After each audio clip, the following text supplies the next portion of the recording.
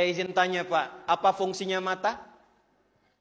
Melihat. Ibu apa fungsinya mata? Melihat. Baik. Ayam melihat? Melihat. Kambing melihat? Melihat. Elang melihat? Lantas apa bedanya mata kita dengan mata kambing? Kambing melihat, kita melihat. Kata Quran mesti beda. Karena manusia itu makhluk mulia, maka fungsi matanya bukan sekedar melihat. Hanya boleh melihat yang baik-baik saja. Lisan apa fungsinya lisan? Mulut fungsinya apa? Bicara. Tapi untuk manusia kata Allah, hei, bukan sekedar bicara. Hanya boleh bicara yang baik-baik saja. Sebab ketika lisannya berbicara yang tidak baik, saat bersamaan pasti akan menurunkan kehormatannya. Kalau Bapak tidak percaya, silahkan keluar dari sini. Silahkan mencela, silahkan menghardik, silahkan menghina. Ketika kata-kata kotor keluar dari lisan, pada saat yang bersamaan Anda sedang merendahkan kehormatan Anda di hadapan orang lain. Makanya tidak ada orang yang mencela kecuali akan dicela. Tidak ada orang yang menghina kecuali akan terhina.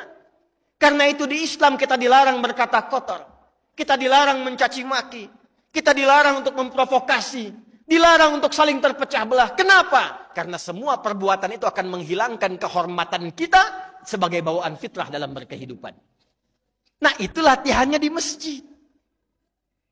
Kedua, mungkar. Mungkar itu setiap perbuatan buruk yang diingkari oleh hati kita. Mencuri, mungkar. Korupsi, mungkar. Menipu, mungkar. Hoax, mungkar. Sekarang pertanyaannya, mohon maaf. Dari sekian orang yang sholat datang ke masjid, keluar dari masjid, apakah mungkin terbebas dari fahsya dan mungkar? Di masjid lain, ada orang masuk masjid, keluar dari masjid, kehilangan sandalnya. Ada yang begitu? Sekarang ada orang masuk masjid, pulang dari masjid, bahkan DKM-nya kehilangan kotak infaknya. Padahal masjid itu mendidik supaya menjadi terhormat. Kok bisa keluar dari masjid ada yang tertukar sandal? Ini mana sandal saya ya? Mana sandal saya ya? Oh, yang itu rupanya dipakai yang bagus. Padahal dia masuk gak pakai sandal. Nah, masjid itu mendidik kita untuk tampil terhormat. Karena itulah pertama kali Nabi SAW ketika berhijrah dari Mekah. Kemana Bu hijrahnya? Pak, kemana hijrahnya? Yang bisa jawab saya kasih hadiah 1 juta rupiah. Nabi hijrah dari Mekah kemana? Acungkan tangan Pak. Ya, Bapak yang itu tuh, peci hitam pakai jas. Pak Dedi tolong ya. Berdiri Pak, berdiri. Baik. Kemana hijrahnya Pak? Hijrahnya kemana? Yasrib. Itu betul namanya. Jadi Nabi itu hijrahnya dari Mekah bukan ke Madinah. Hijrahnya ke Yasrib. Sebelum jadi Madinah. Yasrib itu anak keturunannya Nabi Nuh alaihissalam. Yang kemudian datang ke kota itu dinamai dengan orang Yasrib. Salah satu anak keturunan Nabi Nuh alaihissalam. Tersambung nasabnya nanti kepada Nabi Muhammad sallallahu alaihi wasallam.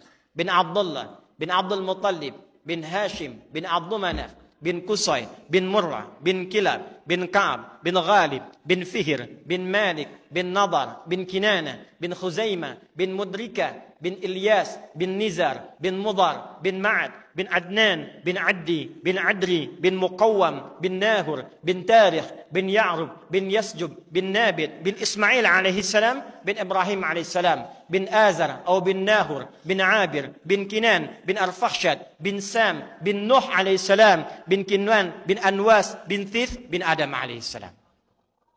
Itu nasab Nabi Muhammad sallallahu alaihi wasallam sampai ke Nabi Adam alaihi salam. Di antara anak Nabi Nuh ada yang datang 400 kilo dari arah Mekah, namanya Yathrib, disebutlah tempat itu dengan nama Yathrib. Nabi hijrah ke Yathrib itu tempatnya tertinggal, Pak. Lebih becek dibandingkan jalan menuju masjid ini. Dan belum ada pengaspalan waktu itu, Pak. Kondisi pasarnya rusak, Pak. Riba banyak. tipu menipu, khatam. Yang dahsyat, perselisihan masyarakatnya itu tinggi. Aus dan Khazraj, dua kabilah besar, suku besar di Yathrib saat itu. 600 tahun bertengkar tidak pernah selesai. Kalau ada yang meninggal di desa ini, suku ini, Aus, maka Khazraj pun mesti ada yang wafat satu. Itu selalu begitu. Datang Nabi Sallallahu Alaihi Wasallam. Yang pertama beliau dirikan bukan rumah mewah, bukan membawa kendaraan megah, bukan membawa jabatan yang hebat, tapi yang pertama beliau lakukan mendirikan masjid. Bapak Ibu tahu apa yang beliau kerjakan pertama kali saat membangun masjid? Beliau kumpulkan masyarakatnya bukan hanya yang muslim, bahkan yang non-muslim yang belum masuk Islam. Dan mengembalikan mereka dalam status terhormat. Yang pertama dilakukan Nabi adalah mempersaudarakan semua masyarakat termasuk yang bertikai pada masa itu. Konflik 600 tahun selesai dengan kedatangan Nabi Muhammad SAW.